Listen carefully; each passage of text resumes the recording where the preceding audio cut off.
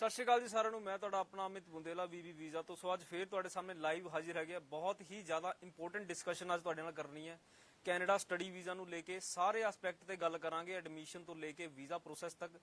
ਸੋ ਇਸ ਲਾਈਵ ਨੂੰ ਐਂਡ ਤੱਕ ਜ਼ਰੂਰ ਦੇਖਿਓ। ਇਸ ਸਮੇਂ ਤੁਸੀਂ ਮੈਨੂੰ ਸਕਾਈ ਨਿਊਜ਼ ਤੇ ਵੀ ਲਾਈਵ ਦੇਖ ਪਾ ਰਹੇ ਹੋ ਔਰ ਸਾਡੇ ਜਿੰਨੇ ਵੀ ਸੋਸ਼ਲ ਮੀਡੀਆ ਪਲੇਟਫਾਰਮਸ ਨੇ ਉਸ ਤੇ ਵੀ ਮੈਂ ਲਾਈਵ ਹੈਗਾ। ਤੁਸੀਂ ਆਪਣੇ ਕੁਐਸਚਨਸ ਕੈਨੇਡਾ ਵਿਜ਼ਟਰ ਵੀਜ਼ਾ ਜਾਂ ਫਿਰ ਕੈਨੇਡਾ ਸਟੱਡੀ ਵੀਜ਼ਾ ਤੋਂ ਰਿਗਾਰਡਿੰਗ ਜਾਂ ਫਿਰ ਜੇ ਕਿਸੇ ਹੋਰ ਕੰਟਰੀ ਦਾ ਵੀ ਤੁਸੀਂ ਪੁੱਛਣਾ ਚਾਹੁੰਦੇ ਹੋ ਤਾਂ ਪੁੱਛ ਸਕਦੇ ਹੋ। ਤੁਹਾਨੂੰ ਕੋਸ਼ਿਸ਼ ਕਰਾਂਗਾ ਲਾਈਵ ਜਵਾਬ ਵੀ ਦਵਾਂ ਔਰ ਤੁਹਾਡੀ ਕੁਐਰੀ ਵੀ ਕੋਸ਼ਿਸ਼ ਕਰਾਂਗਾ ਸੋਲਵ ਕਰੀਏ।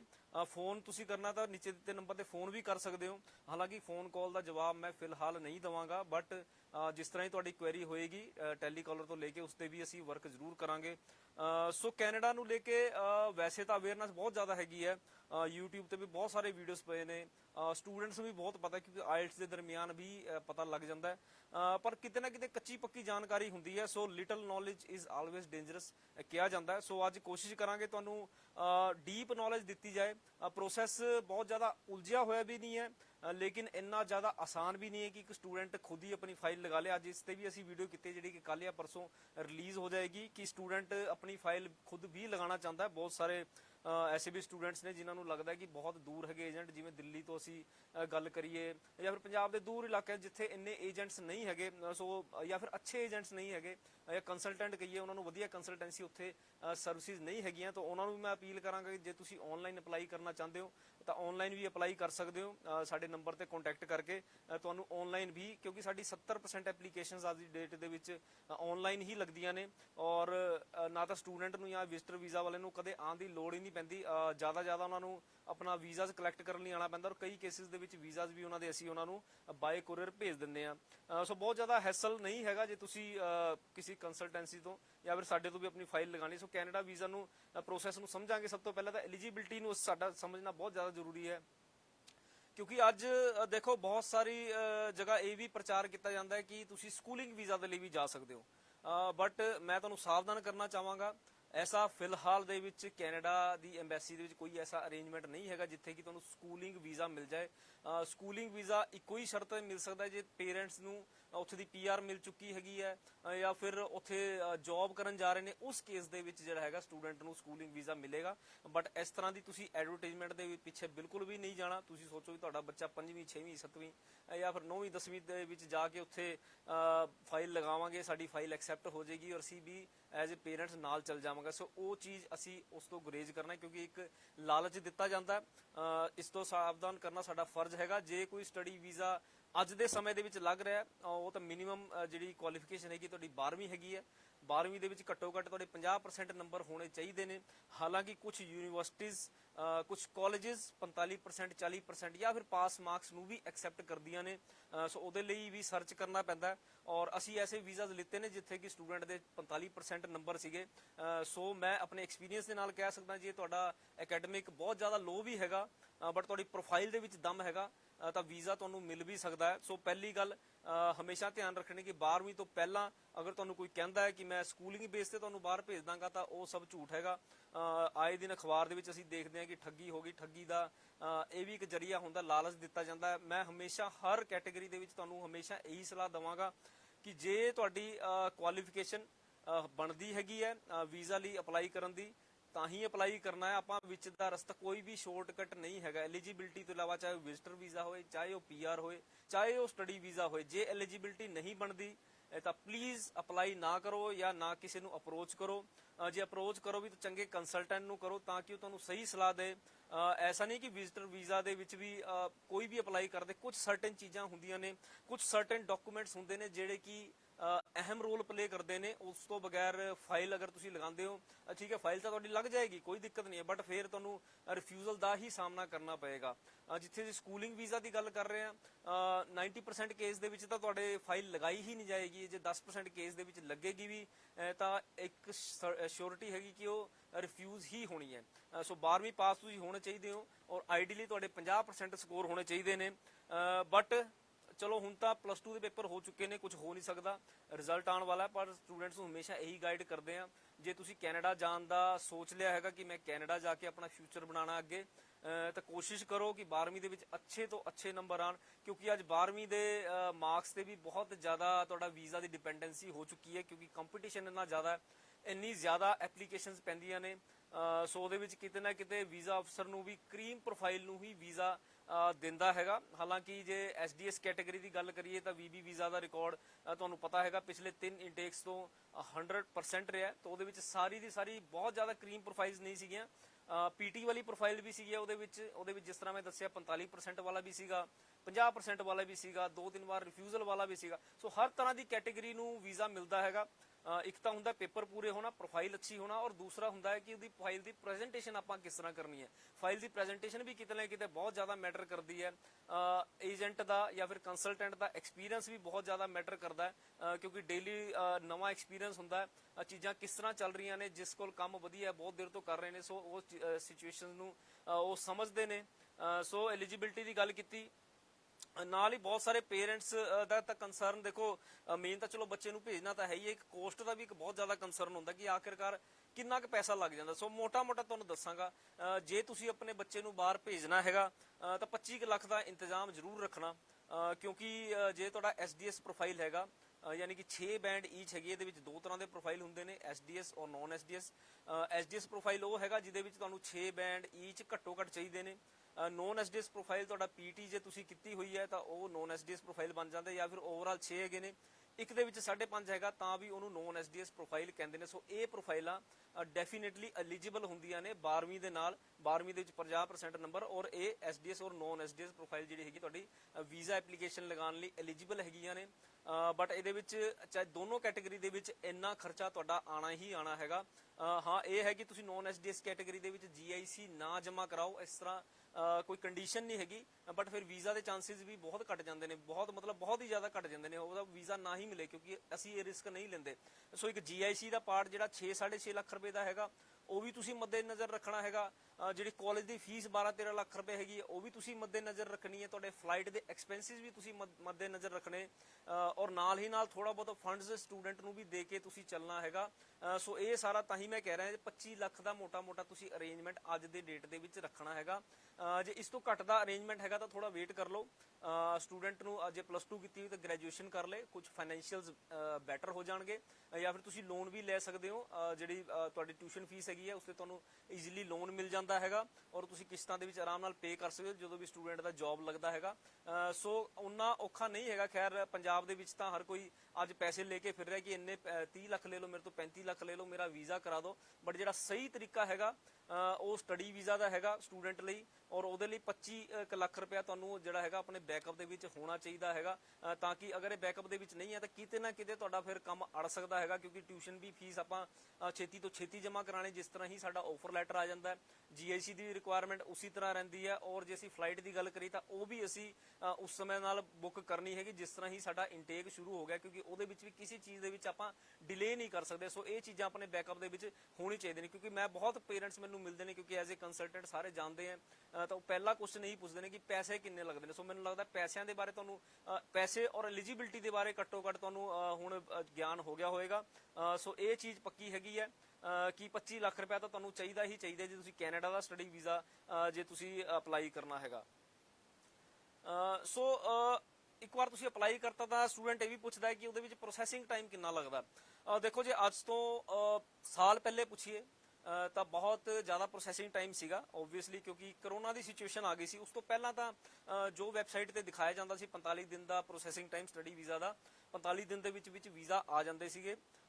ਹੁਣ ਇਹ ਹੈਗਾ ਕਿ ਚਲੋ ਪਹਿਲੇ ਤਾਂ ਸਾਲ ਵੀ ਲੱਗ ਰਿਹਾ ਸੀ ਕਰੋਨਾ ਤੋਂ ਬਾਅਦ, ਕਿਉਂਕਿ ਬੈਕਲੌਗ ਬਹੁਤ ਜ਼ਿਆਦਾ ਇਕੱਠਾ ਹੋ ਗਿਆ ਸੀ, ਬਟ ਅੱਜ ਦੇ ਦਿਨ ਅਸੀਂ ਕਹੀਏ ਤਾਂ ਵਿਦਿਨ 45 ਡੇਜ਼ ਦੇ ਵਿੱਚ ਤੁਹਾਨੂੰ ਰਿਜ਼ਲਟ ਮਿਲ ਰਿਹਾ, ਯਾਨੀ ਕਿ ਸਟੂਡੈਂਟ ਦੇ ਇਨਟੇਕ ਤੋਂ ਘੱਟੋ ਘੱਟ 20-25 ਦਿਨ ਪਹਿਲਾਂ ਸਟੂਡੈਂਟ ਨੂੰ ਜਿਹੜਾ ਹੈਗਾ ਰਿਜ਼ਲਟ ਉਹਦਾ ਮਿਲ ਜਾਂਦਾ। ਸੋ ਇਸ ਚੀਜ਼ ਦੇ ਵਿੱਚ ਤੁਹਾਨੂੰ ਘਬਰਾਉਣ ਦੀ ਲੋੜ ਨਹੀਂ, ਕਿਉਂਕਿ ਪਹਿਲੇ ਵਾਲੀ ਗੱਲਾਂ ਉੱਡੀਆਂ ਹੋਈਆਂ ਨੇ ਕਿ ਟਾਈਮ ਬੜਾ ਲੱਗਦਾ ਹੈ, ਪਤਾ ਨਹੀਂ ਵੀਜ਼ਾ ਆਏਗਾ ਕਿ ਨਹੀਂ ਆਏਗਾ। ਬਟ ਹੁਣ ਇਸ ਚੀਜ਼ ਦੀ ਬਿਲਕੁਲ ਮੈਂ ਕਲੈਰਿਟੀ ਤੁਹਾਨੂੰ ਦੇ ਰਿਹਾ, ਗਰੰਟੀ ਦੇ ਰਿਹਾ ਕਿ ਤੁਹਾਡਾ ਜਿਹੜਾ ਵੀਜ਼ਾ ਹੈਗਾ ਜਾਂ ਫਿਰ ਰਿਫਿਊਜ਼ ਜੋ ਵੀ ਡਿਸੀਜਨ ਤੁਹਾਡਾ ਹੈਗਾ ਉਹ ਸਮੇਂ ਰਹਿੰਦੇ ਤੁਹਾਨੂੰ ਮਿਲੇਗਾ, ਤੁਹਾਡਾ ਟਾਈਮ ਵੇਸਟ ਨਹੀਂ ਹੋਏਗਾ। ਕੈਨੇਡਾ ਦੀ ਐਮਬੈਸੀ ਵੀ ਕਿਤੇ ਨਾ ਕਿਤੇ ਇਸ ਗੱਲ ਨੂੰ ਸਮਝਦੀ ਹੈਗੀ ਹੈ। ਸੋ ਇਹਦੇ ਚਲਦੇ ਹੋਏ ਤੁਹਾਨੂੰ ਬਿਲਕੁਲ ਵੀ ਪ੍ਰੋਸੈਸਿੰਗ ਟਾਈਮ ਦੇ ਵਿੱਚ ਕਿਸੇ ਵੀ ਤਰ੍ਹਾਂ ਦੀ ਕੋਈ ਪਰੇਸ਼ਾਨੀ ਨਹੀਂ ਆਉਣ ਵਾਲੀ। ਸੋ ਇੱਕ ਵਾਰ ਤੁਸੀਂ ਅਪਲਾਈ ਕਰਤਾ ਤਾਂ ਤੁਸੀਂ ਇਹ ਵੀ ਸੋਚਦੇ ਹੋ ਕਿ ਸਾਨੂੰ ਜਿਹੜਾ ਹੈਗਾ ਵੀਜ਼ਾ ਦੀ ਰੇਸ਼ੋ ਕਿੰਨੀ ਕੁ ਰਹੂਗੀ।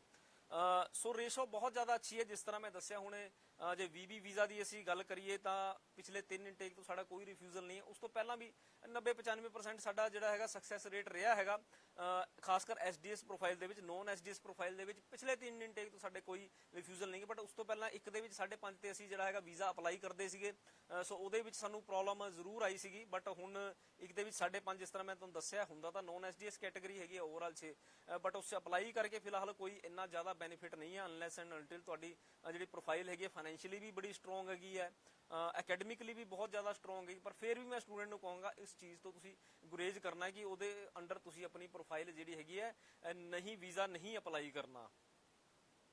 ਵੀਜ਼ਾ ਦੀ ਰੇਸ਼ੋ ਦੀ ਮੈਂ ਗੱਲ ਕਰ ਰਹੀ ਸੀ। ਵੀਜ਼ਾ ਦੀ ਰੇਸ਼ੋ ਓਵਰਆਲ ਦੇਖਿਆ ਜਾਏ ਤਾਂ ਐਸ ਪਰ ਰਿਕਾਰਡ 50% ਹੈਗੀ ਹੈ, ਯਾਨੀ ਕਿ ਹਰ 100 ਦੇ ਵਿੱਚੋਂ 50 ਬੰਦਿਆਂ ਨੂੰ ਜਿਹੜਾ ਹੈਗਾ ਵੀਜ਼ਾ ਮਿਲਦਾ ਔਰ 50 ਜਿਹੜੇ ਹੈਗੇ ਰਿਫਿਊਜ਼ ਹੁੰਦੇ। ਸੋ ਬੜਾ ਸੋਚ ਸਮਝ ਕੇ ਤੁਸੀਂ ਕੰਸਲਟੈਂਟ ਦੀ ਚੋਣ ਕਰਨੀ ਹੈਗੀ ਹੈ, ਨਾ ਤੁਸੀਂ ਜ਼ਿਆਦਾ ਸੈਮੀਨਾਰਾਂ ਦੇ ਪਿੱਛੇ ਜਾਣਾ ਜਿਹਦੇ ਵਿੱਚ ਥੋੜਾ ਬਹੁਤ ਗਿਆਨ ਦੇ ਕੇ ਤੁਹਾਨੂੰ ਐਨਰੋਲ ਕੀਤਾ ਜਾਂਦਾ, ਕਿਉਂਕਿ ਇਹ ਕਾਰਪੋਰੇਟ ਸਟ੍ਰੈਟਜੀ ਹੈਗੀ ਹੈ।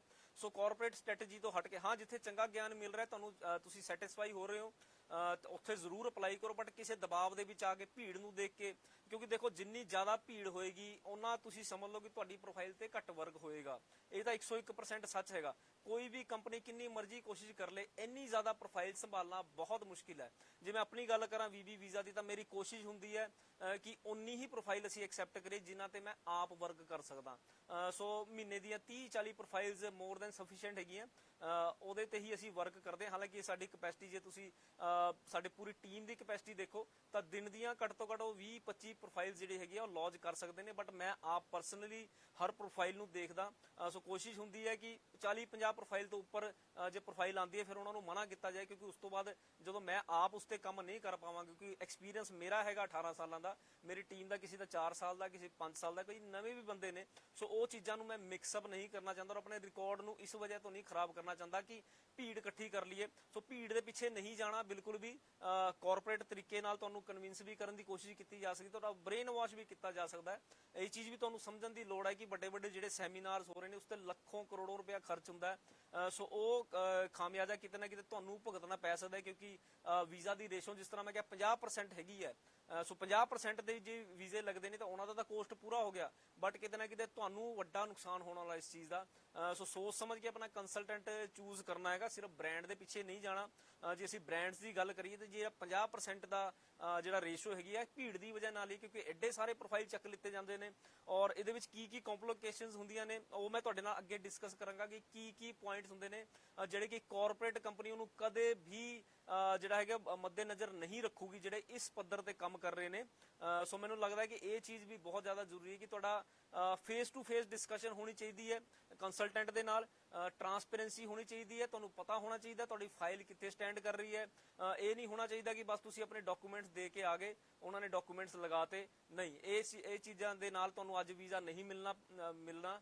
ਬਹੁਤ ਸਾਰੀ ਫਾਈਨੈਂਸ਼ੀਅਲ ਪਲੈਨਿੰਗਸ ਵੀ ਹੁੰਦੀਆਂ ਨੇ, SOP ਦੇ ਵਿੱਚ ਵੀ ਬਹੁਤ ਸਾਰੀ ਚੀਜ਼ਾਂ ਮੈਂਸ਼ਨ ਕਰਨੀਆਂ ਪੈਂਦੀਆਂ ਨੇ, ਜਿਹੜਾ ਕਿ ਕੰਸਲਟੈਂਟ ਔਰ ਤੁਹਾਡੇ ਦੇ ਦਰਮਿਆਨ ਜਿਹੜੀ ਹੈਗੀ ਡਿਸਕਸ਼ਨ ਹੋਏਗੀ।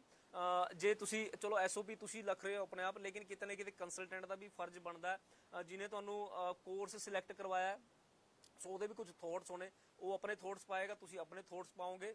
ਬਹੁਤ ਜ਼ਿਆਦਾ ਮੈਟਰ ਕਰੇਗਾ ਇਹ ਚੀਜ਼। ਸੋ ਕੰਸਲਟੈਂਸੀ ਨੂੰ ਲੈ ਕੇ ਤੁਸੀਂ ਬਿਲਕੁਲ ਵੀ ਕੰਪਰੋਮਾਈਜ਼ ਨਹੀਂ ਕਰਨਾ। ਮੈਂ ਇਹ ਨਹੀਂ ਕਹਿੰਦਾ ਕਿ ਕਿਸੇ ਪਾਰਟਿਕੂਲਰ ਕੰਸਲਟੈਂਟ ਕੋਲ ਜਾਓ ਜਾਂ ਫਿਰ ਮੇਰੇ ਕੋਲ ਹੀ ਜਾਓ, ਬਟ ਜਜਮੈਂਟ ਕਰੋ। ਚੈਨਲ ਨੂੰ ਮੇਰੇ ਸਬਸਕ੍ਰਾਈਬ ਜ਼ਰੂਰ ਕਰ ਲਓ। ਮੈਂ ਤਾਂ ਕਹਿੰਦਾ ਵੀ ਉਹ ਚੈਨਲ ਨੂੰ ਦੇਖ ਕੇ ਤੁਸੀਂ, ਮੈਂ ਇੱਕ ਇੱਕ ਚੀਜ਼ ਦੀ ਜਾਣਕਾਰੀ ਦਿੱਤੀ ਜੋ ਕਿ ਅੱਜ ਪੰਜਾਬ ਦੇ ਵਿੱਚ, ਹਰਿਆਣਾ ਦੇ ਵਿੱਚ ਕੋਈ ਐਸੀ ਜਾਣਕਾਰੀ ਨਹੀਂ ਦਿੰਦਾ। ਡੇਲੀ ਅੱਧਾ ਘੰਟਾ ਸਮਾਂ ਕੱਢ ਕੇ ਕੋਸ਼ਿਸ਼ ਇਹ ਹੈਗੀ ਹੈ ਕਿ ਅਵੇਅਰ ਕੀਤਾ ਜਾਏ, ਕਿਉਂਕਿ ਠੱਗੀ ਦਾ ਦੌਰ ਬਹੁਤ ਜ਼ਿਆਦਾ ਹੈ। ਕਾਰਪੋਰੇਟ ਰੂਪ ਦੇ ਵਿੱਚ ਵੀ ਠੱਗੀਆਂ ਵੱਜ ਰਹੀਆਂ ਨੇ, ਪਰਸਨਲ ਰੂਪ ਦੇ ਵਿੱਚ ਵੀ ਠੱਗੀਆਂ ਵੱਜ ਰਹੀਆਂ ਨੇ। ਅੱਜ ਦੇ ਅਖਬਾਰ ਦੇ ਵਿੱਚ ਅਸੀਂ ਦੇਖੀਏ ਤਾਂ 8.5 ਲੱਖ ਦੀ ਠੱਗੀ ਦੀ ਨਿਊਜ਼ ਛਪੀ ਹੋਈ ਹੈ। ਡੇਲੀ ਐਸੀ ਨਿਊਜ਼ ਛਪਦੀਆਂ ਰਹਿੰਦੀਆਂ ਨੇ, ਬਹੁਤ ਸਾਰੀ ਨਿਊਜ਼ ਛਪਦੀਆਂ ਵੀ ਨਹੀਂ ਹੈਗੀਆਂ।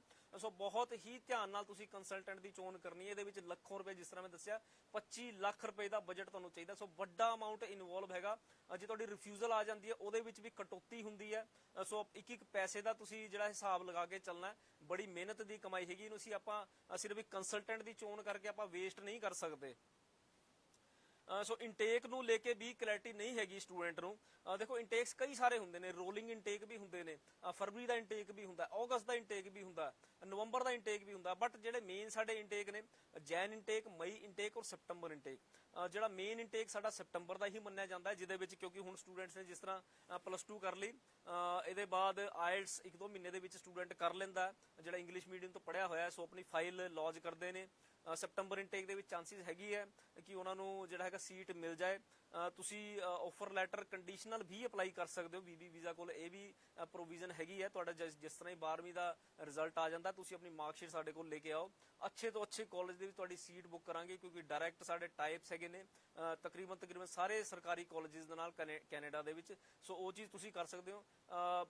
ਦੇਖੋ ਗੈਪ ਉਹਨਾਂ, ਜੇ ਤੁਸੀਂ ਆਪਣਾ ਅਰਲੀ ਐਕਸ਼ਨ ਲਓਗੇ ਸੈਪਟੰਬਰ ਇਨਟੇਕ, ਜਿਸ ਤਰ੍ਹਾਂ ਕਿ ਹਾਲੇ ਵੀ ਉਹਨੂੰ 3-4 ਮਹੀਨੇ ਪਏ ਹੈਗੇ ਨੇ, ਸੋ ਉਹਦੇ ਵਿੱਚ ਤੁਸੀਂ ਆਪਣਾ ਸਾਰਾ ਦਾ ਸਾਰਾ ਪਲੈਨਿੰਗ ਕਰ ਸਕਦੇ ਹੋ, ਔਰ ਟਾਈਮ ਬਿਲਕੁਲ ਵੀ ਤੁਹਾਡਾ ਜਿਹੜਾ ਹੈਗਾ ਵੇਸਟ ਨਹੀਂ ਹੋਏਗਾ। ਵੱਡੀ ਖਾਸ ਗੱਲ ਇਸ ਇਨਟੇਕ ਦੀ ਇਹ ਹੈਗੀ ਹੈ, ਸਭ ਤੋਂ ਵੱਡਾ ਇਨਟੇਕ ਹੈਗਾ ਇਹਦੇ ਵਿੱਚ ਤੁਹਾਨੂੰ ਇੱਕ ਤਾਂ ਸੀਟਸ ਵੀ ਜ਼ਿਆਦਾ ਹੈਗੀਆਂ ਨੇ, ਔਰ ਪ੍ਰੋਗਰਾਮਸ, ਵੈਰਾਈਟੀ ਆਫ ਪ੍ਰੋਗਰਾਮਸ ਮਿਲਣਗੇ, ਬਹੁਤ ਜ਼ਿਆਦਾ ਪ੍ਰੋਗਰਾਮਸ ਮਿਲਣਗੇ ਜਿਹੜੇ ਕਿ ਤੁਹਾਨੂੰ ਮਈ ਇਨਟੇਕ ਦੇ ਵਿੱਚ ਜਾਂ ਫਿਰ ਜੈਨ ਇਨਟੇਕ ਦੇ ਵਿੱਚ ਉਹ ਪ੍ਰੋਗਰਾਮਸ ਨਹੀਂ ਮਿਲਣ ਵਾਲੇ। ਸੋ ਇਹ ਸਭ ਤੋਂ ਵੱਡੀ ਖਾਸੀਅਤ ਹੈਗੀ ਇਸ ਇਨਟੇਕ ਦੀ। ਮਈ ਇਨਟੇਕ ਦੇ ਵਿੱਚ ਡੈਫੀਨੇਟਲੀ ਉਹ ਵੀ ਓਪਨ ਹੈਗਾ, ਓਪਨ ਰਹਿੰਦਾ। ਹੁਣ ਜੈਨ ਇਨਟੇਕ ਵੀ ਇਸ ਤੋਂ ਬਾਅਦ ਓਪਨ ਹੈਗਾ, ਬਟ ਜੇ ਆਪਾਂ ਸੈਪਟੰਬਰ ਇਨਟੇਕ ਤੇ ਫੋਕਸ ਕਰਕੇ ਚੱਲਾਂਗੇ ਤਾਂ ਬਹੁਤ ਵਧੀਆ ਰਹੇਗਾ, ਕਿਉਂਕਿ ਬਹੁਤ ਹੀ ਲਿਮਿਟਿਡ ਸੀਟਸ ਰਹਿ ਗਈਆਂ ਨੇ। ਔਰ ਉਸ ਤੋਂ ਬਾਅਦ ਜੇ ਤੁਹਾਨੂੰ ਜੈਨ ਇਨਟੇਕ ਵੀ ਮਿਲਦਾ ਹੈ 2024 ਦਾ, ਤਾਂ ਉਹ ਵੀ ਤੁਸੀਂ ਆਪਟ ਕਰ ਸਕਦੇ ਹੋ। ਮਤਲਬ ਮੈਂ ਕਹਿਣ ਦਾ ਭਾਵ ਇਹ ਹੈ ਕਿ ਐਪਲੀਕੇਸ਼ਨਾਂ ਜਿੰਨੀਆਂ ਪੈਂਦੀਆਂ ਨੇ ਉਨੀ ਸੀਟਾਂ ਨਹੀਂ ਹੈਗੀਆਂ। ਐਪਲੀਕੇਸ਼ਨ ਹਾਲਾਂਕਿ ਬਹੁਤ ਸਾਰੀ ਐਸੀ ਪੈਂਦੇ ਨੇ ਜਿਨ੍ਹਾਂ ਦੀ ਐਲੀਜੀਬਿਲਟੀ ਨਹੀਂ ਬਣਦੀ, ਤਾਂ ਹੀ ਇਹ ਜਿਹੜਾ ਰਿਕਾਰਡ ਹੈਗਾ 50% ਦਾ ਹੈਗਾ। ਜੇ ਐਲੀਜੀਬਿਲਟੀ ਵਾਈਜ਼ ਸਾਰੀ ਐਪਲੀਕੇਸ਼ਨਸ ਪੈਣ ਜਾਂ ਫਿਰ ਪ੍ਰੋਪਰ ਪੇਪਰ ਲਗਾਏ ਜਾਣ, ਪ੍ਰੋਪਰ ਆਪਣੀ ਫਾਈਲ ਨੂੰ ਦਰਸਾਇਆ ਜਾਏ, ਤਾਂ ਮੈਨੂੰ ਲੱਗਦਾ ਹੈ ਕਿ ਇਹ ਜਿਹੜਾ ਹੈਗਾ ਇੰਪਰੂਵ ਹੋਏਗਾ, ਸਕੋਰ ਡੈਫੀਨੇਟਲੀ 50% ਤੋਂ ਜ਼ਿਆਦਾ ਹੋਊਗਾ। ਬਟ ਕਿਤੇ ਨਾ ਕਿਤੇ ਕੰਸਲਟੈਂਟ ਦੀ ਕਮੀ ਦੇ ਚਲਦੇ, ਸਾਡੇ ਪ੍ਰੋਪਰ ਡਾਕੂਮੈਂਟੇਸ਼ਨ ਦੇ ਚਲਦੇ ਇਹ ਚੀਜ਼ਾਂ ਜਿਹੜੀਆਂ ਹੈਗੀਆਂ ਹੁੰਦੀਆਂ, ਔਰ ਸਟੂਡੈਂਟ ਨੂੰ ਜਿਹੜਾ ਰਿਫਿਊਜ਼ਲ ਦਾ ਸਾਹਮਣਾ ਕਰਨਾ ਪੈਂਦਾ। ਤੁਸੀਂ ਦੇਖਿਆ ਹੋਵੇਗਾ ਕਿ 2-2 3-3 ਵਾਰ ਰਿਫਿਊਜ਼ਡ ਹੋਇਆ ਸਟੂਡੈਂਟ ਜਦੋਂ ਆਪਣੇ ਕਾਗਜ਼ਾਂ ਨੂੰ ਸਹੀ ਕਰਕੇ ਲਗਾਉਂਦਾ, ਦੂਸਰੇ ਕੰਸਲਟੈਂਟ ਤੋਂ ਲਗਾਉਂਦਾ, ਜਾਂ ਫਿਰ ਉਹੀ ਕੰਸਲਟੈਂਟ ਉਹਦੇ ਚੇਂਜਸ ਕਰਕੇ ਲਗਾਉਂਦਾ, ਤਾਂ ਵੀਜ਼ਾ ਬਹੁਤ ਛੇਤੀ ਆ ਜਾਂਦਾ। ਸੋ ਕਿਤੇ ਨਾ ਕਿਤੇ ਪਹਿਲਾਂ ਕਮੀ ਰਹਿ ਰਹੀ ਸੀ, ਤਾਂ ਹੀ ਇਹ ਹੋਇਆ ਕਿ ਉਹਦਾ ਜਿਹੜਾ ਹੈਗਾ ਰਿਫਿਊਜ਼ਲ ਆਇਆ। ਸੋ ਆਪਾਂ ਆਪਣੀ ਪ੍ਰੋਫਾਈਲ ਨੂੰ ਪ੍ਰੈਜ਼ੈਂਟ ਹੀ ਪਹਿਲੀ ਵਾਰ ਦੇ ਵਿੱਚ ਇਸ ਤਰ੍ਹਾਂ ਕਰਨਾ ਹੈਗਾ ਕਿ ਸਾਡਾ ਰਿਫਿਊਜ਼ਲ ਦੇ ਕੋਈ ਚਾਂਸਿਸ ਨਾ ਹੋਣ। ਜੇ ਆਪਣੀ ਗੱਲ ਕਰਾਂ ਤਾਂ ਸਾਡੀ ਤਾਂ ਹਮੇਸ਼ਾ ਇਹ ਕੋਸ਼ਿਸ਼ ਰਹਿੰਦੀ ਹੈ, ਐਟਲੀਸਟ ਐਸਡੀਐਸ ਕੈਟਾਗਰੀ ਦੇ ਜਿਹਦੇ ਵਿੱਚ ਐਡੀ ਸੀਟਾਂ ਹੈਗੀਆਂ ਨੇ, ਉਹਨੂੰ ਘੱਟ ਤੋਂ ਘੱਟ 10 ਵਾਰ ਉਹਨੂੰ ਚੈੱਕ ਕਰਕੇ ਉਹ ਫਾਈਲ ਲਗਾਈ ਜਾਏ, ਇੱਕ ਬੰਦੇ ਕੋਲ ਚੈੱਕ ਹੋਇਆ ਜਾਏ, ਤਾਂ ਕਿ ਜਿੱਥੇ ਸਾਡਾ 100% ਚਾਂਸਿਸ ਬਣਦਾ ਉੱਥੇ ਸਾਨੂੰ ਕਦੇ ਵੀ ਰਿਫਿਊਜ਼ਲ ਦਾ ਸਾਹਮਣਾ ਕਰਨਾ ਨਾ ਪਏ। ਸੋ ਫੰਡਸ ਦੀ ਰਿਕੁਆਇਰਮੈਂਟ ਦੀ ਮੈਂ ਤੁਹਾਡੇ ਨਾਲ ਗੱਲ ਕਰ ਲਈ ਸੀਗੀ ਪਹਿਲਾਂ ਹੀ। ਇਨਟੇਕਸ ਤੇ ਮੈਂ ਤੁਹਾਡੇ ਨਾਲ ਗੱਲ ਕੀਤੀ ਕਿ ਇਨਟੇਕ ਦੀ ਰੈਲੇਵੈਂਸੀ ਕਿੰਨੀ ਜ਼ਿਆਦਾ ਹੈਗੀ ਹੈ। ਜੇ ਸਾਡਾ ਇਹ 2 ਇਨਟੇਕ ਮਿਸ ਹੋ ਜਾਂਦੇ ਨੇ ਮਈ ਦੇ ਵਿੱਚ, ਉਨੀ ਸੀਟਾਂ ਨਹੀਂ ਹੁੰਦੀਆਂ, ਨਾ ਹੀ ਉਹਨੇ ਪ੍ਰੋਗਰਾਮ ਹੁੰਦੇ ਨੇ। ਪ੍ਰੋਗਰਾਮ ਦੀ ਰੈਲੇਵੈਂਸੀ ਵੀ ਕਿਤੇ ਨਾ ਕਿਤੇ ਬਹੁਤ ਜ਼ਿਆਦਾ ਜਿਹੜੀ ਹੈਗੀ ਮੈਟਰ ਕਰਦੀ ਹੈ, ਕਿਉਂਕਿ ਪ੍ਰੋਗਰਾਮ ਦੀ ਰੈਲੇਵੈਂਸੀ ਦੇ ਚਲਦੇ ਵੀ ਪਿੱਛੇ ਬਹੁਤ ਜ਼ਿਆਦਾ ਰਿਫਿਊਜ਼ਲਸ ਸਾਨੂੰ ਦੇਖਣ ਨੂੰ ਮਿਲੇ। ਸੋ ਉਸ ਚੀਜ਼ ਦੀ ਤੁਸੀਂ ਬਿਲਕੁਲ ਵੀ ਵਰੀ ਨਹੀਂ ਕਰਨੀ, ਕਿਉਂਕਿ ਜਿਹੜਾ ਇੱਕ ਕੰਸਲਟੈਂਟ ਬਹੁਤ ਜਿਹਦੇ ਹੱਥੇ ਤੋਂ ਰੋਜ਼ ਦੀਆਂ 8-10 ਫਾਈਲਾਂ ਨਿਕਲਦੀਆਂ ਨੇ, ਔਰ ਮਹੀਨੇ ਦੀ ਜਿਹੜਾ 40-50 ਫਾਈਲਾਂ 100 ਫਾਈਲਾਂ ਜਿਹੜੇ ਪ੍ਰੋਸੈਸ ਕਰ ਰਹੇ ਨੇ, ਉਹਨਾਂ ਨੂੰ ਇਸ ਚੀਜ਼ ਦਾ ਪਤਾ ਹੈਗਾ ਕਿ ਕਿਹੜਾ ਕੋਰਸ ਅਸੀਂ ਲਗਾਉਣਾ ਹੈਗਾ। ਸੋ ਉਸ ਚੀਜ਼ ਬਾਰੇ ਤੁਸੀਂ ਬਹੁਤ ਜ਼ਿਆਦਾ ਇਹਨੂੰ ਕੰਪਲਿਕੇਟਿਡ ਵੀ ਕੀਤਾ ਜਾ ਰਿਹਾ, ਬਟ ਐਡਾ ਕੰਪਲਿਕੇਟਿਡ ਸਿਸਟਮ ਨਹੀਂ ਹੈਗਾ। ਤੁਸੀਂ ਆਪਣੀ ਪ੍ਰੋਫਾਈਲ ਸ਼ੇਅਰ ਕਰੋ, ਔਰ ਨਾਲ ਦੀ ਨਾਲ ਤੁਹਾਨੂੰ ਅਸੈਸਮੈਂਟ ਦੇ ਦਿੱਤੀ ਜਾਏਗੀ, ਔਰ ਅਸੈਸਮੈਂਟ ਤੋਂ ਤੁਸੀਂ ਆਪ ਵੀ ਤੁਹਾਨੂੰ ਜੱਜ ਹੋ ਜਾਏਗਾ ਕਿ ਵਾਕਈ ਜਿਹੜਾ ਕੋਰਸ ਮੈਂ ਸੋਚ ਰਿਹਾ ਸੀਗਾ ਉਹ ਇਹਦੇ ਨਾਲ ਇਹ ਵਾਲਾ ਕੋਰਸ ਜਿਹੜਾ ਕੰਸਲਟੈਂਟ ਨੇ ਦਿੱਤਾ ਬਹੁਤ ਜ਼ਿਆਦਾ ਫਰਕ ਹੈਗਾ, ਬਹੁਤ ਜ਼ਿਆਦਾ ਰੈਲੇਵੈਂਸੀ ਹੈਗੀ। ਕਿਉਂਕਿ ਕੋਰਸ ਦੀ ਇੰਨੇ ਜ਼ਿਆਦਾ ਕੋਰਸਿਸ ਹੈਗੇ ਨੇ ਕਿ ਤੁਸੀਂ ਸੋਚ ਵੀ ਨਹੀਂ ਸਕਦੇ, ਤੁਹਾਡੇ ਜ਼ਿਹਨ ਦੇ ਵਿੱਚ ਵੀ ਉਹ ਚੀਜ਼ਾਂ ਨਹੀਂ ਹੁੰਦੀਆਂ ਜਿਹੜੀ ਕੈਨੇਡਾ ਦੇ ਵਿੱਚ ਕੋਰਸਿਸ ਹੈਗੇ ਨੇ। ਔਰ ਕੋਰਸ ਅਸੀਂ ਉਹ ਲੈਣਾ ਜਿਹਦੀ ਕਿ ਤੁਹਾਡੇ ਸਬਜੈਕਟਸ ਦੀ ਜਿੰਨੇ ਮਾਰਕਸ ਹੈਗੇ ਉਹਦੇ ਨਾਲ ਰੈਲੇਵੈਂਸੀ 100% ਬਣਦੀ ਹੈ। ਯੂਨੀਕ ਕੋਰਸ ਹੈਗਾ, ਕਿਉਂਕਿ ਜਿੰਨਾ ਯੂਨੀਕ ਕੋਰਸ ਹੋਏਗਾ ਉਹਦੇ ਵਿੱਚ ਘੱਟ ਸਟੂਡੈਂਟ ਆਏਗਾ, ਔਰ ਜਿੰਨਾ ਉਹਦੇ ਵਿੱਚ ਤੁਹਾਡੇ ਵੀਜ਼ਾ ਦੇ ਚਾਂਸਿਸ ਜਿਹੜੇ ਹੈਗੇ ਆ ਉਹ ਵੱਧਦੇ ਜਾਣਗੇ। ਹੁਣ ਚਲੋ ਇਹ ਤਾਂ ਅਸੀਂ ਗੱਲ ਕੀਤੀ ਕਿ ਤੁਸੀਂ ਕਿਸ ਤਰ੍ਹਾਂ ਆਪਣੇ ਫਾਈਲ ਨੂੰ ਪ੍ਰੋਸੈਸ ਕਰਨਾ, ਕਿਸ ਤਰ੍ਹਾਂ ਤੁਹਾਨੂੰ ਵੀਜ਼ਾ ਮਿਲੇਗਾ। ਇਹ ਸਾਰੀ ਚੀਜ਼ਾਂ ਜੇ ਤੁਸੀਂ ਕਰ ਲੈਂਦੇ ਹੋ ਕੋਰਸ ਦੀ ਰੈਲੇਵੈਂਸੀ ਨੂੰ ਧਿਆਨ ਰੱਖਦੇ, ਆਪਣੇ ਫਾਈਨੈਂਸ਼ੀਅਲ ਨੂੰ ਧਿਆਨ ਰੱਖਦੇ ਹੋਏ। ਫਾਈਨੈਂਸ਼ੀਅਲ ਦਾ ਹਾਲਾਂਕਿ ਇੱਕ ਹੋਰ ਆਸਪੈਕਟ ਵੀ ਮੈਂ ਕਲੀਅਰ ਕਰਨਾ ਚਾਹਾਂਗਾ ਬਹੁਤ ਜ਼ਿਆਦਾ, ਕਿਉਂਕਿ ਸਕਸੈਸ ਰੇਟ 100% ਹੈ, ਤਾਂ ਕੁਛ ਨਾ ਕੁਛ ਤਾਂ ਅਸੀਂ ਸਪੈਸ਼ਲ ਕੀਤਾ ਹੋਏਗਾ ਜਿਹੜਾ ਕਿ ਇੰਨਾ ਜ਼ਿਆਦਾ ਸਕਸੈਸ ਰੇਟ ਹੈਗਾ। ਪੰਜਾਬ ਦੇ ਵਿੱਚ ਜੇ ਕਿਹਾ ਜਾਏ ਤਾਂ ਅਸੀਂ ਮੋਸਟ ਸਕਸੈਸਫੁਲ ਸਾਨੂੰ ਅਵਾਰਡ ਮਿਲਿਆ ਹੋਇਆ ਪੰਜਾਬ ਸਰਕਾਰ ਵੱਲੋਂ। ਸੋ ਉਹਦਾ ਰੀਜ਼ਨ ਇਹੀ ਹੈ ਕਿ ਫਾਈਲ ਨੂੰ ਬੜੇ ਧਿਆਨ ਨਾਲ ਲਗਾਉਂਦੇ। ਇੱਕ ਐਸਪੈਕਟ ਜਿਹੜਾ ਮੈਂ ਤੁਹਾਡੇ ਨਾਲ ਆਨਲਾਈਨ ਵੀ ਸ਼ੇਅਰ ਕਰਾਂਗਾ ਤੁਸੀਂ ਆਪਣੇ ਕੰਸਲਟੈਂਟ ਨਾਲ ਜੇ ਤੁਹਾਡਾ ਕੋਈ ਹੋਰ ਹੈਗਾ ਉਹਦੇ ਨਾਲ ਵੀ ਤੁਸੀਂ ਗੱਲ ਕਰ ਸਕਦੇ ਹੋ ਕਿ ਫਾਈਨੈਂਸ਼ੀਅਲ ਦਾ ਬਹੁਤ ਜ਼ਿਆਦਾ ਇੰਪੋਰਟੈਂਸ ਹੈਗਾ ਅੱਜ ਦੀ ਡੇਟ ਦੇ ਵਿੱਚ। ਜੇ ਤੁਹਾਡੇ ਫਾਈਨੈਂਸ਼ੀਅਲ ਅੱਛੇ ਲੱਗੇ ਹੋਏ ਆ, ਪੇਰੈਂਟਸ ਦੇ ਫਾਈਨੈਂਸ਼ੀਅਲ ਅੱਛੇ ਲੱਗੇ, ਪੇਰੈਂਟਸ ਦੀ ਪ੍ਰੋਫਾਈਲ ਅੱਛੀ ਹੈਗੀ ਹੈ, ਕਈ ਵਾਰ ਇਸ ਤਰ੍ਹਾਂ ਲੱਗਦਾ ਸਾਨੂੰ ਕਿ ਸਾਡੇ ਪੇਰੈਂਟਸ ਦੀ ਪ੍ਰੋਫਾਈਲ ਵਧੀਆ ਨਹੀਂ ਹੈਗੀ, ਯਾਨੀ ਕਿ ਫਾਰਮਰ ਦੀ ਪ੍ਰੋਫਾਈਲ ਹੈਗੀ, ਸਾਡੇ ਬਹੁਤ ਜ਼ਿਆਦਾ ਇਨਕਮ ਨਹੀਂ ਹੈਗੀ, ਸੋ ਉਸ ਨੂੰ ਤੁਸੀਂ ਮੈਨੇਜ ਕਰ ਸਕਦੇ ਹੋ। 2-3 ਮਹੀਨਿਆਂ ਦਾ ਟਾਈਮ ਹੁੰਦਾ, ਆਪਣੇ ਬੈਂਕ ਨੂੰ ਮੈਨੇਜ ਕਰੋ, ਬੈਂਕ ਦੇ ਵਿੱਚ ਪੈਸੇ ਰੱਖੋ। ਪੀਟੀ ਵਾਲੇ ਖਾਸ ਧਿਆਨ ਦੇਣ, ਜੋ ਪੀਟੀ ਤੇ ਵੀਜ਼ਾ ਅਪਲਾਈ ਕਰਦੇ ਨੇ। ਇਸ ਇਨਟੇਕ ਦੇ ਵਿੱਚ ਸਾਡੇ ਕੋਲ 3 ਪੀਟੀ ਦੇ ਜਿਹੜੇ ਸਟੂਡੈਂਟ ਹੈਗੇ ਨੇ, ਉਹਨਾਂ ਨੂੰ ਫਾਈਨੈਂਸ਼ੀਅਲ ਦਾ ਜਿਹੜਾ ਕਿ ਰਿਕੁਆਇਰਮੈਂਟ ਐਮਬੈਸੀ ਵੱਲੋਂ ਆਈ। ਸੋ ਐਮਬੈਸੀ ਜਦੋਂ ਹੀ ਅਸੀਂ ਫਾਈਨੈਂਸ਼ੀਅਲ ਦੀ ਉਹਨਾਂ ਦੀ ਰਿਕੁਆਇਰਮੈਂਟ ਪੂਰੀ ਕੀਤੀ, ਨਾਲ ਦੀ ਨਾਲ ਅਗਲੇ ਦਿਨ ਵੀਜ਼ਾ ਆ ਗਿਆ। ਸੋ ਫਾਈਨੈਂਸ਼ੀਅਲ ਦਾ ਤੁਸੀਂ ਇੰਪੋਰਟੈਂਸ ਇਸ ਚੀਜ਼ ਤੋਂ ਸਮਝ ਸਕਦੇ ਹੋ। ਐਮਬੈਸੀ ਕਿਤੇ ਨਾ ਕਿਤੇ ਚਾਹੁੰਦੀ ਕਿ ਬਹੁਤ ਜ਼ਿਆਦਾ ਸਟੇਬਲ ਸਟੂਡੈਂਟ ਹੋਏ, ਜਿਹਨੂੰ ਕਿ ਘਰ ਤੋਂ ਪਿੱਛੋਂ ਬਹੁਤ ਜ਼ਿਆਦਾ ਸਪੋਰਟ ਹੈਗੀ ਹੈ, ਔਰ ਇੱਥੇ ਆ ਕੇ ਸਿਰਫ ਕੰਮਕਾਜ ਦੇ ਵਿੱਚ ਨਾ ਲੱਗਿਆ ਰਹੇ, ਪੜ੍ਹਾਈ ਵੀ ਆਪਣੀ ਕਰੇ। ਅਗਰ ਕੰਮਕਾਜ ਦੇ ਵਿੱਚ ਲੱਗੇ ਤਾਂ ਉਲਟੇ ਕੰਮਾਂ ਵੱਲ ਉਹਦਾ ਧਿਆਨ ਨਾ ਜਾਏ। ਫਾਈਨੈਂਸ਼ੀਅਲੀ ਇੰਨਾ ਜ਼ਿਆਦਾ ਸਾਊਂਡ ਹੈਗਾ, ਜੇ ਕਿਤੇ ਨਾ ਕਿਤੇ ਉਹਨੂੰ ਦਿੱਕਤ ਵੀ ਆਏਗੀ ਤਾਂ ਉਹਦੇ ਘਰ ਵਾਲੇ ਉਹਨੂੰ ਸੰਭਾਲਣ ਲਈ ਹੈਗੇ ਨੇ।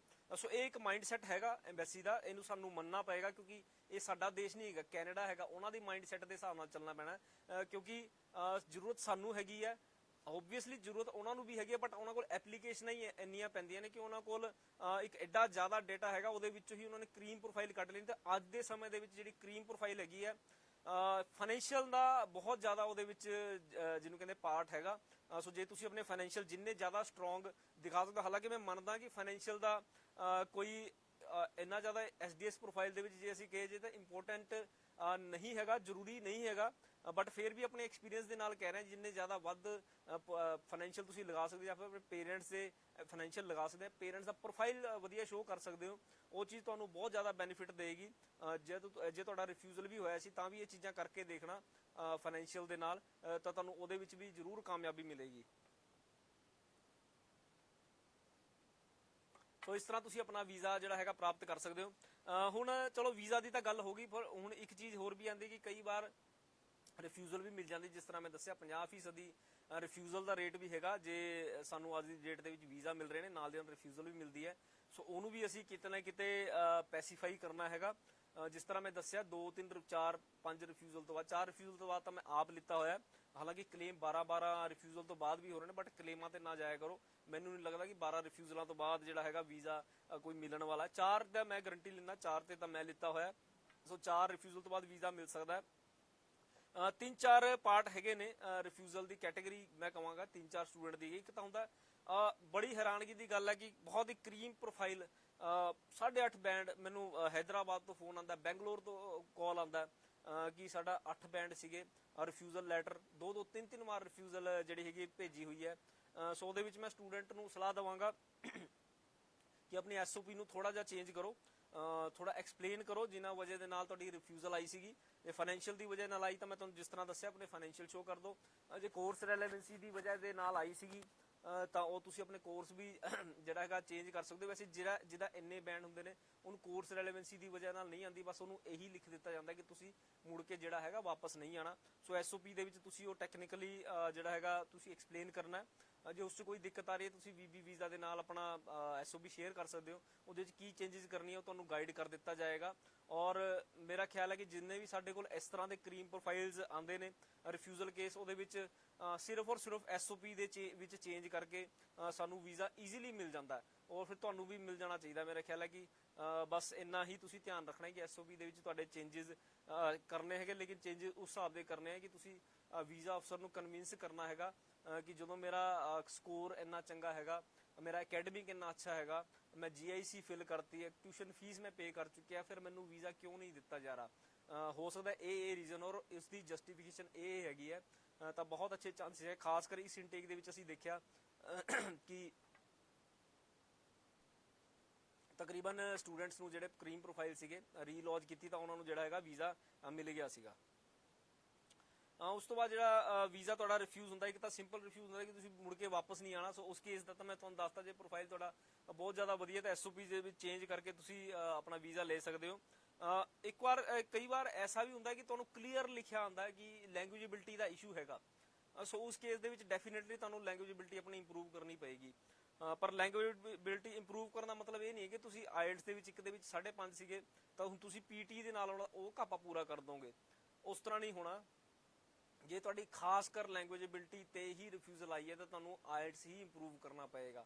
ਜੇ ਪੀਟੀ ਦੇ ਵਿੱਚ ਲੈਂਗੁਏਜੇਬਿਲਟੀ ਤੇ ਤੁਹਾਨੂੰ ਜਿਹੜਾ ਹੈਗਾ ਰਿਫਿਊਜ਼ਲ ਮਿਲੀ ਹੈਗੀ ਹੈ ਤਾਂ ਵੀ ਤੁਹਾਨੂੰ ਆਇਲਟਸ ਹੀ ਕਰਨਾ ਪਏਗਾ। ਆਇਲਟਸ ਦੀ ਵੀ 6 ਬੈਂਡ ਦੀ ਰਿਕੁਆਇਰਮੈਂਟ ਰਹੇਗੀ। ਉਸ ਤੋਂ ਇਲਾਵਾ ਤੁਸੀਂ 10 ਵਾਰ ਫਾਈਲ ਲਗਾ ਲਓ, 20 ਵਾਰ ਫਾਈਲ ਲਗਾ ਲਓ, ਤੁਹਾਨੂੰ ਜਿਹੜਾ ਸਕਸੈਸ ਨਹੀਂ ਮਿਲਣੀ ਕਿਉਂਕਿ ਵੀਜ਼ਾ ਅਫਸਰ ਦਾ ਸਪੈਸੀਫਿਕਲੀ ਇਹ ਕਹਿਣਾ ਹੈ ਕਿ ਤੁਹਾਡੀ ਲੈਂਗੁਏਜੇਬਿਲਟੀ ਵੀਕ ਹੈਗੀ ਹੈ। ਹੁਣ ਉਹ ਇੰਪਰੂਵ ਉਹਨੂੰ ਐਸਡੀਐਸ ਕੈਟਾਗਰੀ ਦੇ ਵਿੱਚ ਲੈ ਜਾ ਕੇ ਹੀ ਕੀਤਾ ਜਾ ਸਕਦਾ ਹੈਗਾ। 6 ਬੈਂਡ ਸੀਗੇ ਤਾਂ ਵੀ ਲੈਂਗੁਏਜੇਬਿਲਟੀ ਦਾ ਕਈ ਵਾਰ ਲੱਗ ਜਾਂਦਾ। ਅੱਜ ਦੀ ਡੇਟ ਦੇ ਵਿੱਚ ਐਸਾ ਨਹੀਂ ਹੈਗਾ, ਪਰ ਪਿਛਲੇ ਇਨਟੇਕਸ ਦੇ ਵਿੱਚ 5-6 ਇਨਟੇਕਸ ਪਹਿਲਾਂ ਮੈਂ ਇਹ ਵੀ ਦੇਖਿਆ 6 ਬੈਂਡ ਵਾਲੇ ਨੂੰ ਵੀ ਇਸੀ ਵਜ੍ਹਾ ਨਾਲ ਰਿਫਿਊਜ਼ਲ ਦੇ ਦਿੱਤੀ ਗਈ ਕਿ ਤੁਹਾਡੀ ਜਿਹੜੀ ਹੈਗੀ ਲੈਂਗੁਏਜੇਬਿਲਟੀ ਸਹੀ ਨਹੀਂ ਹੈਗੀ ਉਸ ਕੋਰਸ ਦੇ ਰਿਗਾਰਡਿੰਗ। ਸੋ ਉਸ ਕੇਸ ਦੇ ਵਿੱਚ ਜਾਂ ਤਾਂ ਤੁਸੀਂ ਆਪਣਾ ਕੋਰਸ ਚੇਂਜ ਕਰ ਲਓ ਜਾਂ ਫਿਰ ਆਪਣੀ ਲੈਂਗੁਏਜੇਬਿਲਟੀ ਨੂੰ ਇਨਕਰੀਜ਼ ਕਰਕੇ ਜਿਹੜਾ ਹੈਗਾ ਤੁਸੀਂ ਆਪਣੀ ਫਾਈਲ ਪੁੱਟ ਔਨ ਕਰੋ। ਔਰ ਖਾਸ ਕਰ ਜਿਨ੍ਹਾਂ ਨੇ ਗ੍ਰੈਜੂਏਸ਼ਨ ਕੀਤੀ ਹੋਈ ਹੈ, ਪੀਜੀ ਕੋਰਸ ਲਈ ਅੱਗੇ ਜਾਣਾ ਚਾਹੁੰਦੇ ਨੇ, ਉਹਨਾਂ ਨੂੰ ਖਾਸ ਸਲਾਹ ਗਈ 6 ਬੈਂਡ ਤੇ ਤੁਸੀਂ ਇਹ ਨਾ ਸੋਚੋ ਤੁਹਾਡਾ ਐਸਡੀਐਸ ਪ੍ਰੋਫਾਈਲ ਬਣ ਗਿਆ ਉਹ ਤੁਸੀਂ ਆਪਣੀ ਫਾਈਲ ਲੌਂਚ ਕਰੋਗੇ। 6.5 ਬੈਂਡ ਦੀ ਰਿਕੁਆਇਰਮੈਂਟ ਓਵਰਆਲ ਰਹਿੰਦੀ ਹੈ, ਨੋਟ ਲੈਸ ਦੈਨ 6। ਹਾਲਾਂਕਿ ਬਹੁਤ ਸਾਰੇ ਕਾਲਜ ਐਸੇ ਵੀ ਨੇ ਜਿਹੜੇ 6 ਬੈਂਡ ਨੂੰ ਵੀ ਐਕਸੈਪਟ ਕਰਦੇ ਨੇ, ਬਟ ਵੀਜ਼ਾ ਦੇ ਚਾਂਸਿਸ ਬਹੁਤ ਘੱਟ ਨੇ। 6.5 ਬੈਂਡ ਨੂੰ ਤੁਸੀਂ ਟਾਰਗੇਟ ਹਿੱਟ ਕਰਕੇ ਚੱਲਿਆ ਕਰੋ ਜੇ ਤੁਸੀਂ ਗ੍ਰੈਜੂਏਸ਼ਨ ਕੀਤੀ ਹੈ, ਪੀਜੀ ਕੋਰਸ ਲਈ ਅੱਗੇ ਜਾ ਰਹੇ ਹੋ। ਸੋ ਇਹ ਚੀਜ਼ ਬਹੁਤ ਜ਼ਿਆਦਾ ਜਿਹੜੀ ਹੈਗੀ ਇੰਪੋਰਟੈਂਟ ਹੈਗੀ ਹੈ। ਉਸ ਤੋਂ ਬਾਅਦ ਬਹੁਤ ਵਾਰ ਇਹ ਫਾਈਨੈਂਸ਼ੀਅਲ ਰਿਕੁਆਇਰਮੈਂਟ ਨੂੰ ਲੈ ਕੇ ਵੀ ਸਪੈਸੀਫਿਕਲੀ ਲਿਖਿਆ ਜਾਂਦਾ। ਜਿਸ ਤਰ੍ਹਾਂ ਮੈਂ ਦੱਸਿਆ ਕਿ ਇਸ ਵਾਰ ਤਾਂ ਪੀਟੀ ਵਾਲੇ ਸਟੂਡੈਂਟਸ ਨੂੰ 2-3 ਸਟੂਡੈਂਟਸ ਨੂੰ ਜੀਸੀ ਕੀ ਦੇ ਥਰੂ ਜਿਹੜੀ ਹੈਗੀ ਹੈ ਉਹ ਰਿਕੁਆਇਰਮੈਂਟ ਆਈ ਕਿ ਫੰਡਸ ਆਪਣੇ ਸ਼ੋਅ ਕਰੋ, ਬਟ ਪਿੱਛੇ ਅਸੀਂ ਦੇਖਿਆ ਕਿ ਬਹੁਤ ਸਾਰੇ ਸਟੂਡੈਂਟਸ ਨੂੰ ਫਾਈਨੈਂਸ਼ੀਅਲ ਦੀ ਵਜ੍ਹਾ ਦੇ ਨਾਲ ਵੀ ਰਿਫਿਊਜ਼ਲ ਦਿੱਤਾ। ਸੋ ਜੋ ਪਹਿਲੇ ਹੋਇਆ ਉਹ ਅੱਗੇ ਵੀ ਹੋ ਸਕਦਾ। ਇਸ ਚੀਜ਼ ਤੋਂ ਵੀ ਇਸ ਦਾ ਵੀ ਇਹੀ ਹੱਲ ਹੈ ਕਿ ਤੁਸੀਂ ਆਪਣੇ ਫਾਈਨੈਂਸ਼ੀਅਲ ਦਿਖਾਓ। ਬਹੁਤ ਜ਼ਿਆਦਾ ਪੁਰਾਣੇ ਦਿਖਾਉਣ ਦੀ ਲੋੜ ਨਹੀਂ ਹੈਗੀ, ਬਟ ਤੁਸੀਂ ਫਾਈਨੈਂਸ਼ੀਅਲ ਅਗਰ ਸ਼ੋਅ ਕਰ ਦਿੰਦੇ ਹੋ ਆਪਣੇ ਅਕਾਊਂਟ ਦੇ ਵਿੱਚ 10-20 ਲੱਖ ਰੁਪਈਆ ਐਡੀਸ਼ਨਲ ਤਾਂ ਤੁਹਾਨੂੰ ਵੀਜ਼ਾ ਮਿਲ ਸਕਦਾ। ਇੱਕ ਸਿੰਪਲ ਜਿਹਾ ਰੀਜ਼ਨ ਹੁੰਦਾ you will not come back to India. So ਉਹਦਾ ਤਾਂ ਉਹਨੂੰ ਬਹੁਤ ਜ਼ਿਆਦਾ ਦਿਲ ਤੇ ਲਗਾ ਕੇ ਨਹੀਂ ਚੱਲਣਾ। ਕਈ ਲੋਕ ਤਾਂ ਇਹੀ ਦਿਲ ਤੇ ਲਗਾ ਰਹੇ ਕਿ ਮੇਰਾ ਤਾਂ ਹੁਣ ਵੀਜ਼ਾ ਲੱਗ ਨਹੀਂ ਸਕਦਾ, ਤਕਰੀਬਨ ਨੂੰ ਇਹੀ ਰੀਜ਼ਨ ਮਿਲਦਾ ਹੁੰਦਾ। ਸੋ ਇਹਦੇ ਵਿੱਚ ਤੁਸੀਂ ਆਪਣੀ ਫਾਈਲ ਚੰਗੀ ਤਰ੍ਹਾਂ ਜਿਸ ਤਰ੍ਹਾਂ ਮੈਂ ਦੱਸਿਆ ਕਰੈਕਟ ਕਰਕੇ ਪੁੱਟ ਔਨ ਕਰੋ। ਡੈਫੀਨੇਟਲੀ ਤੁਹਾਨੂੰ ਚਾਂਸਿਸ ਹੈਗੇ ਨੇ, ਜੇ ਐਸਡੀਐਸ ਪ੍ਰੋਫਾਈਲ ਹੈਗਾ ਤਾਂ ਤੁਹਾਨੂੰ ਜਿਹੜਾ ਹੈਗਾ ਵੀਜ਼ਾ ਮਿਲ ਵੀ ਸਕਦਾ ਹੈਗਾ। ਕੋਰਸ ਦੇ ਮਿਸਮੈਚ ਦੀ ਮੈਂ ਤੁਹਾਡੇ ਨਾਲ ਪਹਿਲੇ ਗੱਲ ਕਰ ਲਈ ਕਿ ਉਹ ਬਹੁਤ ਜ਼ਿਆਦਾ ਵੱਡਾ ਇਸ਼ੂ ਨਹੀਂ ਹੈਗਾ। ਇੰਨੇ ਸਾਲ ਹੋ ਗਏ ਕੰਮ ਕਰਦੇ, ਸੋ ਆਪਣੇ ਤੁਸੀਂ ਜਿਹੜਾ ਹੈਗਾ ਪ੍ਰੋਫਾਈਲ ਸ਼ੇਅਰ ਕਰ ਦਿਓ, ਤੁਹਾਨੂੰ ਤੁਹਾਡਾ ਰੈਲੇਵੈਂਟ ਕੋਰਸ ਲੱਭ ਕੇ ਦੇਵਾਂਗੇ। ਔਰ ਡੈਫੀਨੇਟਲੀ ਜੇ ਕੋਰਸ ਦੀ ਰੈਲੇਵੈਂਸੀ ਵਧੀਆ ਹੈਗੀ ਨਾਲ ਪ੍ਰੋਫਾਈਲ ਵੀ ਵਧੀਆ ਹੈਗਾ ਤਾਂ ਵੀਜ਼ਾ ਜ਼ਰੂਰ ਆਉਂਦਾ। ਬਟ ਕਈ ਵਾਰ ਇਹ ਚੀਜ਼ ਸਪੈਸੀਫਿਕਲੀ ਮੈਂਸ਼ਨ ਕੀਤੀ ਜਾਂਦੀ ਹੈ ਕਿ ਜਿਹੜਾ ਤੁਹਾਡਾ ਕੋਰਸ ਜਿਹੜਾ ਹੈਗਾ ਉਹ ਮਿਸਮੈਚ ਹੈਗਾ। ਸੋ ਉਸ ਕੇਸ ਦੇ ਵਿੱਚ ਤੁਸੀਂ ਆਪਣਾ ਕੋਰਸ ਵਗੈਰਾ ਚੇਂਜ ਕਰ ਸਕਦੇ ਹੋ। ਉਸ ਤੋਂ ਬਾਅਦ ਪ੍ਰੈਜੈਂਟੇਸ਼ਨ, ਫਾਈਲ ਦੀ ਪ੍ਰੈਜੈਂਟੇਸ਼ਨ ਬਹੁਤ ਜ਼ਿਆਦਾ ਮੈਟਰ ਕਰਦੀ ਹੈ। ਅਸੀਂ ਆਪਣੀ ਫਾਈਲ ਜਿਹੜੀ ਮੈਂ ਚੀਜ਼ਾਂ ਕਹੀਆਂ ਇਹ ਤਾਂ ਅਸੀਂ ਚਲੋ ਅਰੇਂਜ ਕਰ ਲਈ, ਫਾਈਨੈਂਸ ਵੀ ਅਰੇਂਜ ਕਰ ਲਏ, ਆਪਣੇ ਪੇਰੈਂਟਸ ਦੇ ਫਾਈਨੈਂਸ ਵੀ ਅਰੇਂਜ ਕਰ ਲਏ, ਸਾਡੇ ਸਾਰੇ ਡਾਕੂਮੈਂਟਸ ਵੀ ਇੰਟੈਕਟ ਹੈਗੇ ਨੇ, ਹਰ ਚੀਜ਼ ਹੈਗੀ ਹੈ। ਬਟ ਜਦੋਂ ਤੁਸੀਂ ਉਹਨੂੰ ਪ੍ਰੈਜੈਂਟ ਵਧੀਆ ਨਹੀਂ ਕੀਤਾ ਐਮਬੈਸੀ ਆਫਿਸਰ ਦੇ ਸਾਹਮਣੇ, first impression is last impression. ਜਦੋਂ ਤੁਹਾਡੇ ਨੀਟ ਐਂਡ ਕਲੀਨ ਤੁਹਾਡੀ ਸਕੈਨਿੰਗ ਨਹੀਂ ਗਈ, ਉੱਥੇ ਤੁਹਾਡੇ ਪੜ੍ਹੇ ਨਹੀਂ ਜਾ ਰਹੇ ਡਾਕੂਮੈਂਟਸ, ਫਿੱਕੇ ਹੈਗੇ ਨੇ, ਸੋ ਉਸ ਕੇਸ ਦੇ ਵਿੱਚ ਬਹੁਤ ਸਾਰੇ ਰਿਫਿਊਜ਼ਲ ਇਸੀ ਕਾਰਨ ਆਏ ਹੈ। ਜੇ 50% ਰਿਫਿਊਜ਼ਲ ਹੈਗੀ ਹੈ ਤਾਂ ਇਹ ਚੀਜ਼ਾਂ, ਕਿਉਂਕਿ ਸਾਡੇ ਕੋਲ ਕੇਸ ਡੇਲੀ ਐਸੇ ਆਉਂਦੇ ਨੇ ਜਿਹਦੇ ਵਿੱਚ ਰਿਫਿਊਜ਼ਲ ਦਾ ਸਾਨੂੰ ਰੀਜ਼ਨ ਹੀ ਸਮਝ ਨਹੀਂ ਆਉਂਦਾ। ਫਿਰ ਜਦੋਂ ਪੂਰਾ ਕੇਸ ਦੇਖਿਆ ਜਾਂਦਾ ਤਾਂ ਪਤਾ ਲੱਗਦਾ ਕਿ ਡਾਕੂਮੈਂਟ ਦੀ ਸਕੈਨਿੰਗ ਹੀ ਵਧੀਆ ਨਹੀਂ ਸੀਗੀ। ਸੋ ਉਹਨੂੰ ਕਿਸ ਤਰ੍ਹਾਂ ਵੈਰੀਫਾਈ ਕਰੇਗਾ? ਵੈਰੀਫਾਈ ਕਰਨ ਲਈ ਉਹਦੀ ਕਲੈਰਿਟੀ ਤਾਂ ਹੋਣੀ ਚਾਹੀਦੀ ਹੈ ਨਾ। ਸੋ ਉਹਨੂੰ ਜਾਲੀ ਮੰਨ ਕੇ ਹੀ ਉਹ ਨਾਲ ਦੀ ਨਾਲ ਫਾਈਲ ਤੁਹਾਡੀ ਜਿਹੜੀ ਰਿਫਿਊਜ਼ ਕਰ ਦਿੱਤੀ ਜਾਂਦੀ। ਕਈ ਵਾਰ ਤਾਂ ਮੈਂ ਐਸਾ ਦੇਖਿਆ ਬੈਂਕ ਸਟੇਟਮੈਂਟ ਲਗਾਈ ਉਹਦੇ ਵਿੱਚ ਅਕਸ਼ਰ ਹੀ ਨਜ਼ਰ ਨਹੀਂ ਆ ਰਹੇ। ਸਟੂਡੈਂਟ ਦਾ +2 ਦਾ ਲਗਾਇਆ ਹੋਇਆ, ਗ੍ਰੈਜੂਏਸ਼ਨ ਦਾ ਸਰਟੀਫਿਕੇਟ ਲਗਾਇਆ, ਬਟ ਉਹਦੇ ਵਿੱਚ ਕਲੀਅਰਿਟੀ ਨਹੀਂ ਆ ਰਹੀ ਕਿ ਕਦੋਂ ਉਹਨੇ ਗ੍ਰੈਜੂਏਸ਼ਨ ਕੀਤੀ ਜਾਂ ਫਿਰ ਕਿੰਨੇ ਮਾਰਕਸ ਸੀਗੇ। ਸੋ ਇਹ ਚੀਜ਼ਾਂ ਦਾ ਤੁਸੀਂ ਬਹੁਤ ਜ਼ਿਆਦਾ ਧਿਆਨ ਰੱਖਣਾ ਹੈਗਾ। ਸਾਰੇ ਦੇ ਸਾਰੇ ਡਾਕੂਮੈਂਟ ਤੁਹਾਡੇ ਲੱਗੇ ਹੋਣੇ ਚਾਹੀਦੇ ਨੇ। ਔਰ ਅੰਤ ਦੇ ਵਿੱਚ ਜਿਹੜੀ ਹੈਗੀ ਤੁਹਾਡੀ SOP ਜਿਹੜੀ ਬਹੁਤ ਵੱਡਾ ਰੋਲ ਪਲੇ ਕਰਦੀ ਹੈ। ਖਾਸ ਕਰ ਜਿਹੜਾ ਸਟੂਡੈਂਟ ਰਿਫਿਊਜ਼ ਹੋ ਚੁੱਕਿਆ, ਹਾਲਾਂਕਿ ਜਿਹੜਾ ਪ੍ਰੋਫਾਈਲ ਜਿਹੜੀ ਬਹੁਤ ਵਧੀਆ ਹੈਗੀ ਹੈ ਉਹਦੇ ਵਿੱਚ SOP ਦਾ ਇੰਨਾ ਇੰਪੋਰਟੈਂਸ ਨਹੀਂ ਰਹੇਗਾ, ਇੱਕ ਫਾਰਮੈਲਿਟੀ ਮਾਤਰ ਬਣ ਕੇ ਰਹਿ ਜਾਏਗੀ। ਬਟ ਜਦੋਂ ਤੁਹਾਡਾ ਰਿਫਿਊਜ਼ਲ ਆ ਗਿਆ ਸੀਗਾ, ਹੁਣ ਰਿਫਿਊਜ਼ਲ ਨੂੰ ਤੁਸੀਂ ਕਿਸ ਤਰ੍ਹਾਂ ਜਸਟੀਫਾਈ ਕਰਨਾ ਹੈਗਾ ਉਹ ਤੁਹਾਡੀ SOP ਤੇ ਡਿਪੈਂਡ ਹੈ, ਕਿਉਂਕਿ ਤੁਹਾਡੀ ਇੰਟਰਵਿਊ ਨਹੀਂ ਹੋਣਾ, SOP ਹੀ ਜਾਣੀ ਹੈ ਤੁਹਾਡੀ। ਸੋ ਉਹਦੇ ਵਿੱਚ ਮੈਂ ਡੈਮ ਸ਼ੋਰ ਹੈਗਾ ਕਿ ਵੀਜ਼ਾ ਅਫਸਰ ਉਹਨੂੰ ਜ਼ਰੂਰ ਪੜ੍ਹਦਾ। ਜੇ ਵਧੀਆ ਪ੍ਰੋਫਾਈਲ ਹੈਗੀ ਹੈ ਤਾਂ ਜ਼ਰੂਰ ਪੜ੍ਹਨਾ ਚਾਹੇਗਾ ਕਿ ਹੁਣ ਇਹਨੇ ਕੀ ਜਸਟੀਫਿਕੇਸ਼ਨ ਦਿੱਤੀ ਹੈ, ਕਿਉਂਕਿ ਵੀਜ਼ਾ ਅਫਸਰ ਤੁਹਾਨੂੰ ਵੀਜ਼ਾ ਦੇਣ ਲਈ ਬੈਠਾ, ਤੁਹਾਨੂੰ ਰਿਜੈਕਸ਼ਨ ਦੇਣ ਲਈ ਨਹੀਂ ਬੈਠਾ। ਉਹਦੀ ਡਿਊਟੀ ਬਣਦੀ ਹੈ ਕਿ ਪ੍ਰੋਫਾਈਲ ਨੂੰ ਚੈੱਕ ਕੀਤਾ ਜਾਏ। ਸੋ ਉਹ ਚੈਕਿੰਗ ਜਿਹੜੀ ਹੈਣੀ ਹੈ ਉਹ ਤੁਹਾਡੇ SOP ਦੇ ਥਰੂ ਹੋਣੀ ਹੈ। ਸੋ SOP ਨੂੰ ਤੁਸੀਂ ਬਹੁਤ ਜ਼ਿਆਦਾ ਸੀਰੀਅਸਲੀ ਲੈਣਾ ਹੈਗਾ ਜੇ ਤੁਹਾਡੀ ਰਿਫਿਊਜ਼ਲ ਆ ਗਈ ਸੀ ਔਰ ਪ੍ਰੋਫਾਈਲ ਵਧੀਆ ਸੀਗੀ। ਪੁਰਾਣੀ ਰਿਫਿਊਜ਼ਲ ਜਿਹੜੀ ਤੁਹਾਡੀ ਆਈ ਹੈ ਉਹ ਜ਼ਰੂਰ ਮੈਂਸ਼ਨ ਕਰਿਆ ਕਰੋ, ਕਿਉਂਕਿ ਉਹਨਾਂ ਕੋਲ ਰਿਕਾਰਡ ਹੁੰਦਾ ਹੀ ਹੈ, ਉਹਦੇ ਵਿੱਚ ਕੁਝ ਵੀ ਨਹੀਂ ਹੋ ਸਕਦਾ। ਇਹ ਪੁਰਾਣੀ ਰਿਫਿਊਜ਼ਲ ਹੈ ਕਿ ਜੇ ਤੁਹਾਡੀ ਕਿਸੇ ਹੋਰ ਕੈਟਾਗਰੀ ਦੇ ਵਿੱਚ ਮੰਨ ਲਓ ਵਿਜ਼ਟਰ ਵੀਜ਼ਾ ਦੇ ਵਿੱਚ ਤੁਹਾਡੀ ਰਿਫਿਊਜ਼ਲ ਆਈ ਸੀ, ਐਸੇ ਬਹੁਤ ਸਾਰੇ ਕੇਸ ਹੈਗੇ ਜਿਹਦੇ ਵਿੱਚ ਵਿਜ਼ਟਰ ਵੀਜ਼ਾ ਦੇ ਵਿੱਚ ਪਹਿਲੇ ਬੱਚੇ ਦੀ ਰਿਫਿਊਜ਼ਲ ਸੀਗੀ, ਆਰਾਮ ਨਾਲ ਉਹਨੂੰ ਜਿਹੜਾ ਹੈਗਾ ਸਟੱਡੀ ਵੀਜ਼ਾ ਮਿਲ ਗਿਆ। ਗੈਪ ਦੀ ਜਿਹੜੀ ਜਸਟੀਫਿਕੇਸ਼ਨ ਤੁਸੀਂ ਵਧੀਆ ਰੱਖਣੀ ਹੈਗੀ, ਸਾਰੇ ਡਾਕੂਮੈਂਟ ਜਿਹੜੇ ਵੀ ਹੈਗੇ ਉਹ ਤਰੀਕੇ ਨਾਲ ਲਗਾਉਣੇ ਆ। ਇਸ ਤੇ ਫੇਰ ਗੱਲ ਕਰਾਂਗੇ, ਕਿਉਂਕਿ ਹੁਣ ਸਮਾਂ ਤਕਰੀਬਨ ਅੱਧਾ ਘੰਟਾ ਹੋ ਗਿਆ, ਇੰਨਾ ਕੀ ਟਾਈਮ ਹੁੰਦਾ ਸਾਡੇ ਕੋਲ। ਇਸ ਤੋਂ ਇਲਾਵਾ ਜੇ ਤੁਹਾਨੂੰ ਹੋਰ ਕੋਈ ਤੁਹਾਡੇ ਮਨ ਦੇ ਵਿੱਚ ਆਉਂਦਾ ਹੈ ਕਿ ਤੁਹਾਨੂੰ ਜਾਣਨਾ ਜ਼ਰੂਰੀ ਹੈਗਾ ਸਟੱਡੀ ਵੀਜ਼ਾ ਦੇ ਰਿਗਾਰਡਿੰਗ, ਖਾਸ ਕਰ ਕੈਨੇਡਾ ਦੇ, ਤਾਂ ਤੁਸੀਂ ਕਾਲ ਕਰ ਸਕਦੇ ਹੋ, WhatsApp ਕਰ ਸਕਦੇ ਹੋ, ਜਾਂ ਫਿਰ ਕਮੈਂਟ ਦੇ ਰਾਹੀਂ ਵੀ ਮੇਰੇ ਤੋਂ ਪੁੱਛ ਸਕਦੇ ਹੋ। ਸੋ ਅੱਜ ਦਿਓ ਮੈਨੂੰ ਇਜਾਜ਼ਤ, ਥੈਂਕ ਯੂ।